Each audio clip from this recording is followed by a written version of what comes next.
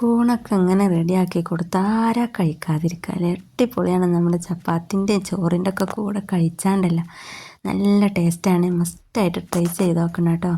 അപ്പോൾ welcome back to my channel. നിങ്ങളെൻ്റെ video കാണുന്നത് ചാനൽ സബ്സ്ക്രൈബ് ചെയ്യാതെയാണെങ്കിൽ ഒന്ന് സബ്സ്ക്രൈബ് ചെയ്ത് സപ്പോർട്ട് ചെയ്യാം കേട്ടോ.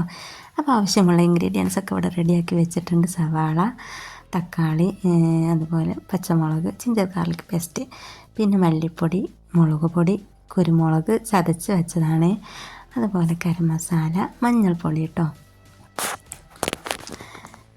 പിന്നെ അതാ തേങ്ങാപ്പാൽ ഇട്ടോ.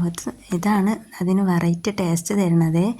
പിന്നെ കാഷ്യൂനട്ട് കുതിർത്ത് അതും അരച്ചെടുത്തിട്ടുണ്ട്. പിന്നെ കൂണ് അത് വൃത്തിയാക്കി വെച്ചിട്ടുണ്ട് കേട്ടോ. ഇവിടെ ഇത് വീട്ടിൽ ഉണ്ടാക്കി കൃഷി ചെയ്ത കൂണാണ്, പറമ്പിൽ നിന്ന് എടുത്തതല്ല കേട്ടോ. വീട്ടിൽ കൃഷി ചെയ്തെടുത്തതാണ്. അപ്പോൾ റെഡിയാക്കുന്ന പാത്രത്തിൽ കുറച്ച് വെളിച്ചെണ്ണ ഒഴിച്ചിട്ട് നമ്മുടെ കൂണുണ്ടല്ലോ, വൃത്തിയാക്കി വെച്ച കൂണ് അതിലൊന്ന് ഫ്രൈ ചെയ്തെടുക്കാം കേട്ടോ. ഒരു 5-6 മിനിറ്റ് ഏകദേശം ഒന്ന് ഫ്രൈ ചെയ്തെടുത്താൽ മതിയാവും കേട്ടോ. അങ്ങനെ അത് മാറ്റി വെച്ച ശേഷം സെയിം പാത്രത്തിൽ തന്നെ കുറച്ച് വെളിച്ചെണ്ണ ഒഴിച്ചിട്ട് സവാള ഒന്ന് വഴറ്റിയെടുക്കുക. ഞാൻ ചെറിയ സവാള ആയതുകൊണ്ട് ഞാൻ 2 എടുത്തിട്ടുണ്ട് കേട്ടോ. കുറച്ച് ഉപ്പും കൂടെ ചേർത്തെടുത്തിട്ടുണ്ട് സവാള വേഗമായി കിട്ടാൻ വേണ്ടിയിട്ട്. ശേഷം ജിഞ്ചർ ഗാർലിക് പേസ്റ്റും കൂടെ എടുത്ത് സവാള ഒന്നും കൂടെ വഴറ്റിയെടുത്തു കേട്ടോ. അങ്ങനെ ഗോൾഡൻ കളറായ ശേഷം ഇതിലേക്ക് തക്കാളി, ഒരു കുഞ്ഞ് തക്കാളിയാണ് ഞാൻ എടുത്തിട്ടുള്ളത്, അതിലേക്ക് അതും പച്ചമുളകും കൂടി ചേർത്തിട്ട് അതും ഒന്ന് നല്ലപോലെ വഴറ്റിയെടുക്കുന്നുണ്ട് കേട്ടോ. നല്ലപോലെ തന്നെ ആയി കിട്ടണം കേട്ടോ. തക്കാളിയൊക്കെ നല്ലപോലെ വേവക്കായി ഉടഞ്ഞ് കിട്ടണേ.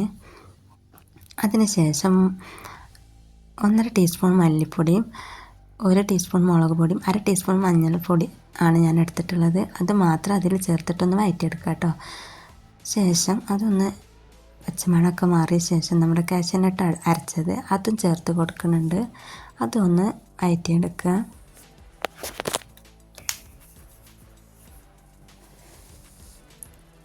അത് വഴറ്റിയ ശേഷം ഞാനൊരു കുഞ്ഞ് ഗ്ലാസ് എടുത്തിട്ടുണ്ട്. അതിൽ കുറച്ച് വെള്ളം അതൊന്ന് വേവാൻ വേണ്ടിയിട്ട് ഒഴിക്കുന്നുണ്ട്. നിങ്ങൾക്ക് ആവശ്യത്തിന് വേണമെങ്കിൽ വെള്ളം ഒഴിക്കട്ടെ. നിങ്ങൾക്ക് വെള്ളം ഇല്ലാതെ വേണമെന്നുണ്ടെങ്കിൽ അങ്ങനെ കുറച്ച് വെള്ളം ഒഴിച്ച് കൊടുത്താൽ മതി.